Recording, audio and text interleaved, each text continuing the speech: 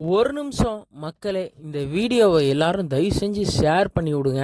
ஏன்னு பார்த்தீங்கன்னா, தினந்தோறும் அன்னதானம் வழங்கிட்டு இருக்கோம். ஆனால் 365 நாளும் வழங்குறப்ப ஒருத்தவங்க பார்க்குறவங்க அன்னதானம் வழங்குற வயசா இத்தனை பேருக்கும் இந்த அன்னதானம் போய் சேருது. அதனால தயவு செஞ்சு ஷேர் பண்ணுங்க. உங்களால் முடிஞ்சது நீங்கள் அன்னதானத்துக்கு உதவுங்க. 4 வருட காலங்களாக ஈதல் பசி தீர்ப்போம் அறக்கட்டளையிலேருந்து அன்னதானம் வழங்கப்படுகிறது. ஆதரவற்ற முதியோர்களுக்கும் பசின்னு உள்ளவங்களுக்கும் தயவு செஞ்சு நீங்கள் ஷேர் பண்ணுங்கள். அது போதும் மக்களே. மக்களை இன்னைக்கு வடை பாயசத்தோட 50 நபர்களுக்கு அன்னதானம் வழங்கியிருக்காங்க. யாருன்னு பார்ப்போம் மக்களே. திருவாரூர் மாவட்டத்தில் மாவூருங்கிற ஒரு ஊர்லேருந்து நம்ம ஈதல் பசி தீர்ப்பம் அறக்கட்டளைக்கு ஒரு கால் வந்துச்சு.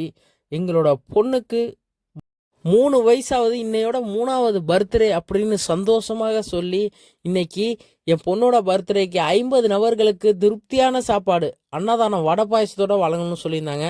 இன்னைக்கு அதேமாரி இன்னைக்கு மத்தியானம் 1 மணிக்கெல்லாம் பார்த்தீங்கன்னா அவங்க பொண்ணை அழைச்சிட்டு குடும்பத்தோடு வந்து இன்னைக்கு அவங்க கையாலேயே அன்னதானம் வழங்கினாங்க. தாத்தா பாட்டி எல்லோருமே பாப்பாவை வாழ்த்துனாங்க. நல்லா இருக்கணும், நல்லா படிக்கணும், உங்கள் குடும்பமே நல்லா இருக்கணும்னு பாப்பாவை எல்லோருமே விஷ் பண்ணுங்க. பாப்பா ஹாப்பி பர்த்டே. பாப்பா பேர் என்னன்னு பார்த்தீங்கன்னா ஜி சன்விகா. பாப்பா ஹாப்பி பர்த்டே. ஈதல் பசி தீர்ப்போம் அறக்கட்டளை சார்பாக பாப்பாவுக்கு பிறந்தநாள் வாழ்த்துக்கள்.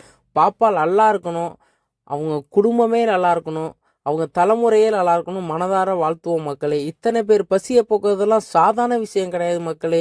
எத்தனையோ தாத்தா பாட்டி இந்த வெயிலில் சாப்பாடு ஈதல் பசி தீர்ப்பம் அறக்கட்டளை வரணும்னு நிற்கிறவங்களுக்கெல்லாம் இன்னைக்கு இத்தனை பேருக்கு அன்னதானம் வழங்கியிருக்காங்க.